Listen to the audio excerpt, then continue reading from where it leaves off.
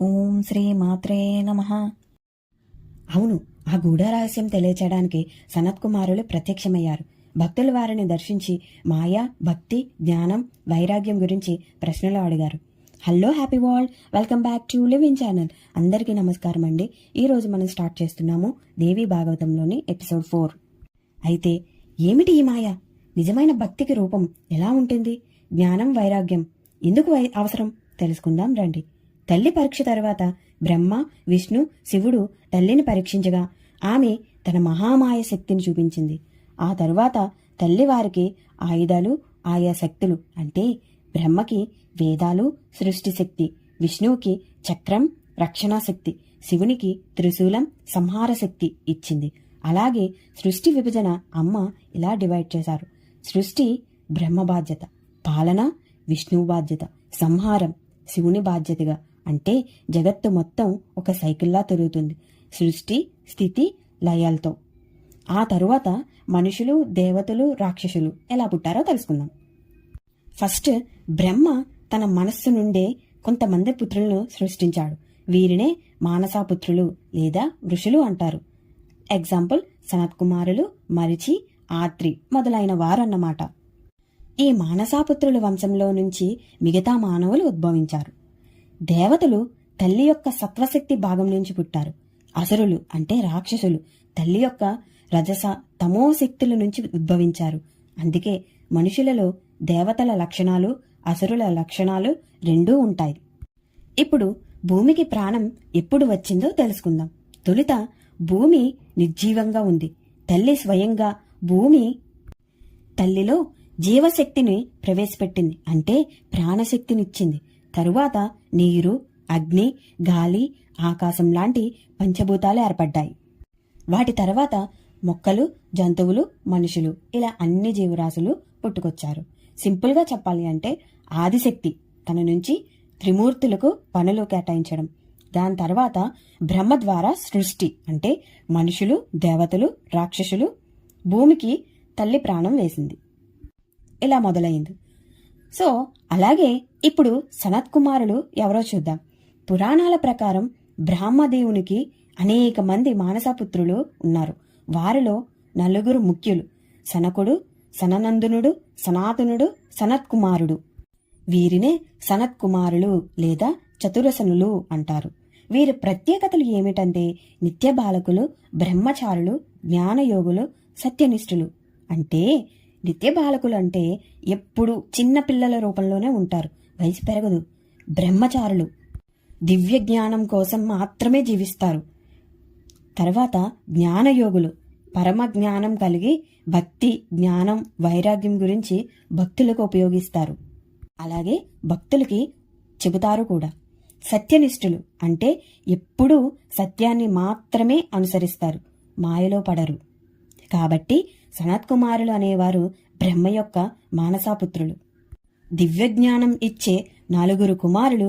వీరిని విశ్వంలో మొదటి యోగులు మరియు సన్యాసులు అని కూడా చెబుతారు. అయితే భక్తులు మహర్షులైన సనత్కుమారులను దర్శించుకున్నారు. వారు శాశ్వత బ్రహ్మజ్ఞానులు, ఎల్లప్పుడూ పరమాత్మలో లీనమై ఉంటారు అని ఆ భక్తులు వినయపూర్వకంగా ఇలా అడిగారు: ఓ మహర్షులారా, మాకు ఒక గొప్ప సందేహం ఉంది. ఈ జగత్తు అంతా మాయలో మునిగిపోయి ఉంది. ఆ మాయ స్వరూపం ఏమిటి? దానిని జయించడానికి భక్తి మార్గం అని విన్నాం. కానీ భక్తి అసలు రూపం ఏమిటి? ఆ భక్తికి తోడుగా జ్ఞానం, వైరాగ్యం ఎందుకు అవసరం? దయచేసి మాకు స్పష్టంగా చెప్పండి అని అడిగారు. ఇలా వారు మాయా, భక్తి, జ్ఞానం, వైరాగ్యం అనే 4 ప్రధాన సూత్రాలపై లోతైన ప్రశ్నలు వేశారు. సనత్కుమారులు చిరునవ్వుతో వారిని చూసి ఇలా అన్నారు: మీరడిగిన ప్రశ్నలు అత్యంత పవిత్రమైనవి. మాయ అనేది దేవి శక్తి, భగవంతుడి సృష్టి, స్థితి, లయకు ఆధారమైన కారణం. ఆ మాయను జయించేది నిజమైన భక్తి మాత్రమే. భక్తి అనేది మనస్సును పూర్తిగా దేవునికి అర్పించడం. ఆ భక్తిని కాపాడడానికి జ్ఞానం అంటే తత్వమును తెలుసుకోవడం, వైరాగ్యం అంటే లోకస్తులకు వదిలేయడం అవసరం. ఇక్కడ నుంచి సనత్కుమారులు పెద్ద ఉపదేశాన్ని ప్రారంభించారు. భక్తులారా, ఇప్పుడు సనత్ కుమారులు మాయ భక్తి గురించి అద్భుత రహస్యాలను వివరిస్తారు. ముందుగా మాయ అంటే ఏమిటి? మాయ అనేది దుర్లభమైనది. అదృష్టం కలిగిన వాళ్లకే నిజరూపం అర్థమవుతుంది. ఈ మాయే బ్రహ్మ, విష్ణు, శివులను కూడా ప్రభావితం చేస్తుంది. దేవీ మహామాయ తన శక్తితో జగత్తును ఆడిస్తుంది. కాని మాయను జయించడానికి ఒకే ఒక్క మార్గం ఉంది. అదే భక్తి. భక్తి అనేది అమ్మవారి నిజరూపం. ఆమె కన్నులు కరుణలతో నిండి ఉంటాయి. భక్తి వలనే మనస్సు శాంతిస్తుంది, హృదయం పవిత్రమవుతుంది. అయితే భక్తికి 2 ప్రధాన లక్షణాలున్నాయి. 1 అమ్మవారిపై అచంచల విశ్వాసం, 2 లోకసుఖాల పట్ల వైరాగ్యం. భక్తి యొక్క శక్తి అంతటి గొప్పది కాబట్టి ఎవ్వరైనా దాన్ని పొందితే వారు మాయ ప్రభావం నుంచి విముక్తి పొందుతారు. మరి భక్తి రూపం ఏమిటి? భక్తి ఒక స్త్రీ స్వరూపంలో, కన్నీటి కళ్ళు తపస్సు తలపించే రూపంలో మృదువైన వాణితో దర్శనమిస్తుంది. భక్తిని అనుసరించే 2 సహోదరులున్నారు, జ్ఞానం, వైరాగ్యం. కానీ వారు వృద్ధుల్లా కనిపిస్తారు. దానికి కారణం కాలక్రమంలో భక్తి బలహీనపడింది. జ్ఞానం, వైరాగ్యం కూడా శక్తి కోల్పోయాయి. అందుకే భక్తులు సనత్ కుమారులను అడుగుతారు, ఇప్పుడు మాకు చెప్పండి, వీరికి మళ్ళీ బలాన్ని ఎలా ఇవ్వగలం, మాయను ఎలా జయించగలం అని అడిగారు.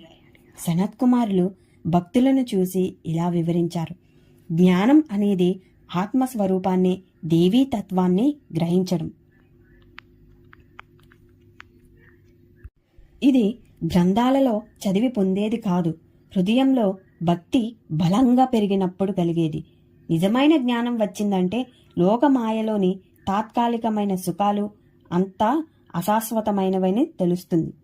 ఈ జ్ఞానం తోడైనప్పుడు మనసులో సహజంగానే వైరాగ్యం పుడుతుంది. వైరాగ్యం అంటే లోకంలోని బంధాలు, వాంఛలపై ఆసక్తి తగ్గిపోవడం. భక్తి ద్వారా జ్ఞానం పుడుతుంది, జ్ఞానం ద్వారా వైరాగ్యం ఉత్పన్నమవుతుంది. ఇవి 2 కలిసి జీవిని దేవి సన్నిధికి నడిపిస్తాయి. అలాగే మాయతత్వం అనేది సులభంగా అర్థం చేసుకోలేని గూఢమైన శక్తి. ఇది పరమాత్మ స్వరూపంలో ఉన్న ఒక దివ్య శక్తి. మాయ వలనే ఈ జగత్తు, సృష్టి, స్థితి, లయ జరుగుతున్నాయి. మన కంటికి కనిపించే లోకం అసలు వాస్తవం కాదని, ఇది మాయ వలయేనని సనత్ కుమారులు వివరిస్తారు. అనాది నుండి ఈ మాయ మనిషిని ఆవహిస్తుంది. శరీర బంధాలు, ఆస్తి, మోహం, ఇష్ట అయిష్టాలు అన్నీ మాయ ప్రభావమే. కానీ ఈ మాయాతత్వంలో కూడా భక్తి ఒక దివ్య దీపంలా వెలుగుతుంది. ఎవరైతే నిజమైన హృదయంతో దేవిని శరణు కోరుతారో వారి మీద మాయాబంధనం కట్టలేకపోతుంది. భక్తి వలన మానవలోకంలో ఉన్న మనిషి శ్రద్ధ, వినయం, జపం, ధ్యానం ద్వారా శక్తిని పొందుతాడు. అలా మాయకు లోబడిన వాడు చీకటిలో మిగిలిపోతాడు. కానీ భక్తి మార్గాన్ని ఎంచుకున్నవాడు జ్ఞాన మార్గానికి చేరి పరమాత్మను దర్శించగలడు. అయితే ఈ లోకంలో మోక్షం సాధించడం ఒక్క మార్గం ద్వారానే సాధ్యం. అది భక్తి, జ్ఞానం, వైరాగ్యం, ఈ 3 కలయిక. కేవలం భక్తితోనే మనసు కరిగిపోతుంది, కానీ మాయాబంధనం పూర్తిగా తొలగదు. అలాగే కేవలం జ్ఞానంతోనే సత్యాన్ని తెలుసుకోవచ్చు, కానీ హృదయ లోతుల్లో అహంకారం మిగిలి ఉండవచ్చు. కేవలం వైరాగ్యంతోనే లోక బంధాలను వదిలేయచ్చు, కానీ అది భక్తి లేకుండా ఎండిన చెట్టు వంటిది అవుతుంది. కానీ ఈ 3 కలిసి ఉన్నప్పుడు మాత్రమే భక్తి మనస్సును పవిత్రం చేస్తుంది, జ్ఞానం మాయను తొలగిస్తుంది, వైరాగ్యం జీవనాన్ని నిర్మలంగా ఉంచుతుంది. ఇలా ఈ 3 ఒక్కటై ఉన్నప్పుడే మనిషి మోక్ష మార్గంలో ముందుకు సాగి పరమాత్మలో లీనమవుతారు. అలా సనత్ కుమారుల ద్వారా మాయ, భక్తి, జ్ఞానం, వైరాగ్య రహస్యాలు వెలుగులోకి వచ్చాయి. కానీ ఇంతవరకు తెలిసింది అది మాత్రమే.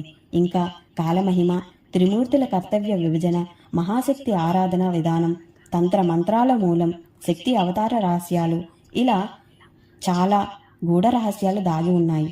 తెలుసుకోవాలనుకుంటే తప్పకుండా ఎపిసోడ్ 5 చూడండి. అలాగే please like, share and subscribe to my channel. Thank you.